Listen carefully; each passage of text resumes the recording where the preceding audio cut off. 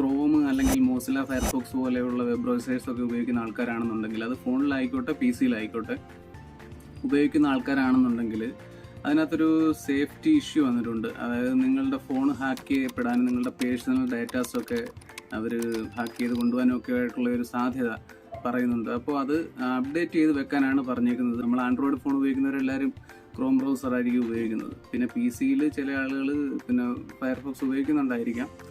അപ്പോൾ ഇതൊക്കെ ഉപയോഗിക്കുന്നവർ അപ്ഡേറ്റ് ചെയ്ത് വെക്കുക. അപ്പോൾ ക്രോം ഉപയോഗിക്കുന്നവർക്ക് അത് അപ്ഡേറ്റ് ചെയ്യേണ്ടത് എങ്ങനെയാണെന്ന് ചോദിച്ചു കഴിഞ്ഞാൽ ഞാൻ പറഞ്ഞുതരാം. ഇതറിയാൻ വയ്യാത്തവർക്ക് വേണ്ടിയാണ്. അറിയാവുന്നവരുണ്ട്. അത് നമ്മൾ പ്ലേ സ്റ്റോർ, അതായത് നമ്മുടെ ആൻഡ്രോയിഡ് ഫോണിൽ പ്ലേ സ്റ്റോർ ഉണ്ട്. കണ്ടിവിടെ പ്ലേ സ്റ്റോർ എന്ന് പറയുന്നൊരു ഓപ്ഷൻ കാണും. അപ്പോൾ ഈ പ്ലേ സ്റ്റോറിൽ ക്ലിക്ക് ചെയ്യുമ്പോൾ നമുക്കിവിടെ ഒരു ഓപ്ഷൻ വരും. ഞാനിപ്പോൾ ആൾറെഡി ഇത് എടുത്തിട്ടേക്കാണ്. ഇവിടെ അല്ലെങ്കിൽ അതിൻ്റെ സെർച്ച് ബട്ടൺ ഉണ്ട്. അവിടെ സെർച്ച് ബട്ടണിൽ ക്രോം എന്ന് നമ്മൾ സെർച്ച് ചെയ്താൽ മതി.